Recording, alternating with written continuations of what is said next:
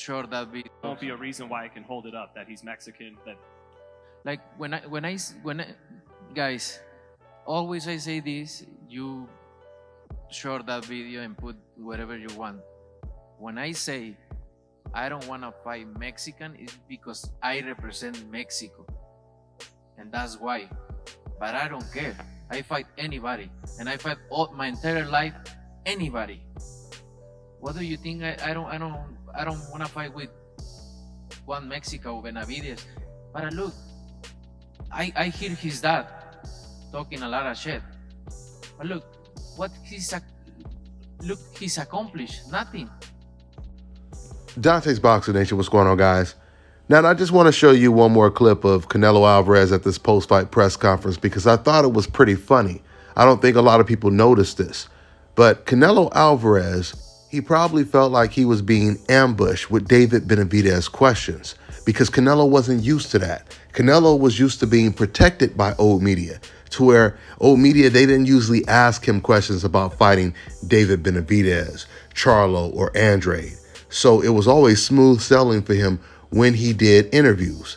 But this time, all of a sudden, they surprised him and everyone was asking him about fighting David Benavidez. Even the Spanish reporters was asking Canelo about fighting David Benavidez. That had to really make Canelo feel uncomfortable. I think Canelo Alvarez, he felt, well, at least when it comes to my countrymen, when it comes to my people, they're not going to ask me about David Benavidez, and Canelo was wrong, because they also asked him. And when they asked him about David Benavidez, he responded to them in Spanish.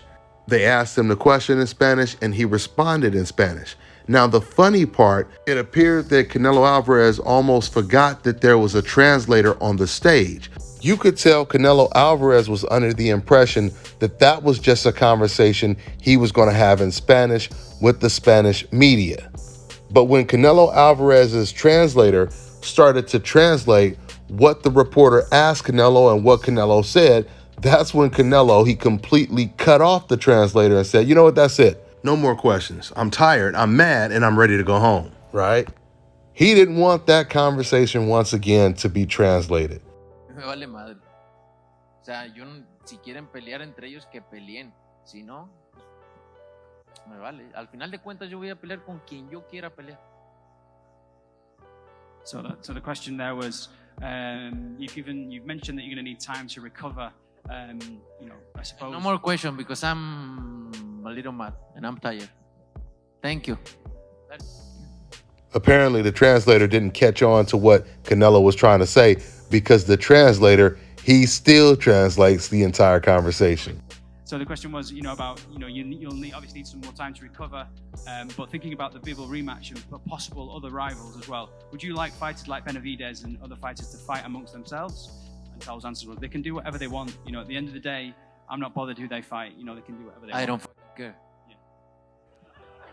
So let me tell you something. Apparently, the walls are not showing Canelo Alvarez any mercy because they continue to close in, no matter how many times Canelo Alvarez loses. So now, according to reports, Canelo Alvarez is in the same situation he was in when he was forced to fight either BIVOL or Jamal Charlo or David Benavidez. As usual, the PBC offered Canelo Alvarez the better deal, where he would make much more money, just like they're doing right now, according to reports.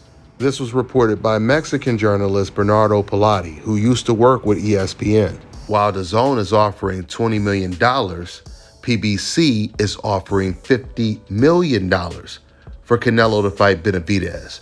And DOESNT is offering Canelo $20 million to fight BIVOL. And now, because negotiations with BIVOL are completely falling apart, Canelo has more of a reason to fight David Benavidez. But according to reports, when it comes to negotiations with BIVOL, it looks now like Canelo never really wanted to fight because he ended up offering the same type of deal that he offered to BIVOL before he lost to him when he fought him the first time, which tells me Canelo Alvarez was not that serious about avenging the loss. This is what BIVOL's manager said. He said they don't want a rematch. They know that they lost very badly in the first fight and that they have less chances of winning in the second. When have you heard of a fighter who, after losing, asked for a rematch on the same terms? In my opinion, I think they don't want a rematch, And they are saying that to justify themselves and make another fight like they did with Golovkin, John Ryder, and maybe Berlanga. A rematch cannot take place on the same terms as the fight you lost. It's stupid. We are looking forward. Arthur Beterbiev is our fight. Guys, if Canelo Alvarez doesn't come back to the negotiation table, this proves that he never wanted the Bivol fight. Because when you're the one that lost the fight and you lost decisively, and you're telling fans that, oh, you know, the best version of me would have beat Bivol, it is Canelo Alvarez's responsibility to make sure this fight comes to fruition.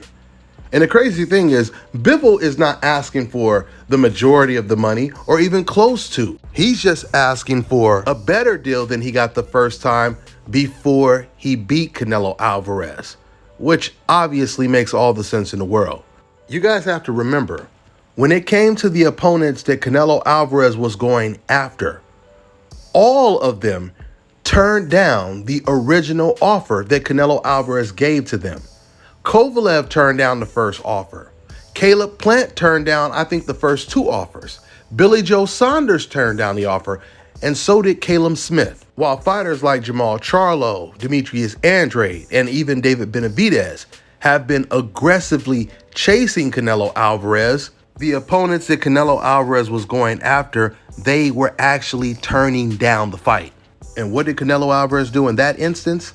He went back to the negotiation table and gave them a better deal. He refused to take no for an answer because Canelo felt that these were guarantee wins for him. Canelo originally offered Caleb Plant around $5 million to take the fight.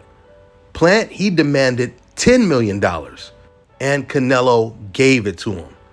Canelo ended up doubling Caleb Plant's purse. That's how bad he wanted that fight. But where is his determination to make the Bivol fight and avenge the last defeat that he suffered? It is nowhere to be found. Like I told you guys before, Canelo is almost in the same predicament that he was in when he had the two big offers. Remember, Canelo originally, he wanted to fight Macaboo. But DAZN completely foiled Canelo Alvarez's plans because they refused to pay for that fight. They told Canelo Alvarez, there's no way we can make money off of you fighting a guy that no one has heard of. So that's when they offered him the two-fight deal that included Bivol and Golovkin a third time, and PBC, they offered him a two-fight deal, which was either Charlo and Errol Spence or Charlo and David Benavidez. And for the first time in a long time, Canelo Alvarez, he had no easy options on the table. All of his options were going to be against tough opponents. He's in a very similar situation again, because I told you guys, I believe I told you already, according to the reports, Canelo Alvarez, he was offered $20 million to fight Bivol, but he was offered nearly $50 million by PBC to fight against David Benavidez, which obviously would seem like a no-brainer to anyone who truly believes that they're the best in the sport or even the best in their division, right? Hell, I take that back. That's even supposed to be a no-brainer for someone that doesn't believe they're the best in their own division. We're talking about an extra $30 million. So Canelo's in a bad spot right now. Now, if he tries to avoid all of the smoke and he tries to take an easy fight like the Berlanga fight, that's still going to be a bad look for Canelo Alvarez. His stock is already rapidly declining. And what makes things even worse for Canelo Alvarez is this is the biggest year of boxing in recent years. Almost every big name fighter is stepping up in competition, taking on the toughest challenges, right? It all started with Gervonta versus Ryan Garcia. Then it was Devin Haney versus Lomachenko. Then it's Stephen Fulton versus Naoya Inoue. And then it's Terrence Crawford versus Errol Spence. While Canelo Alvarez is fighting John Ryder. Now just imagine if he follows that up fighting Berlanga. His reputation will take an even bigger hit. So I'm really looking forward to see what Canelo Alvarez decides to do, who he decides to fight in September.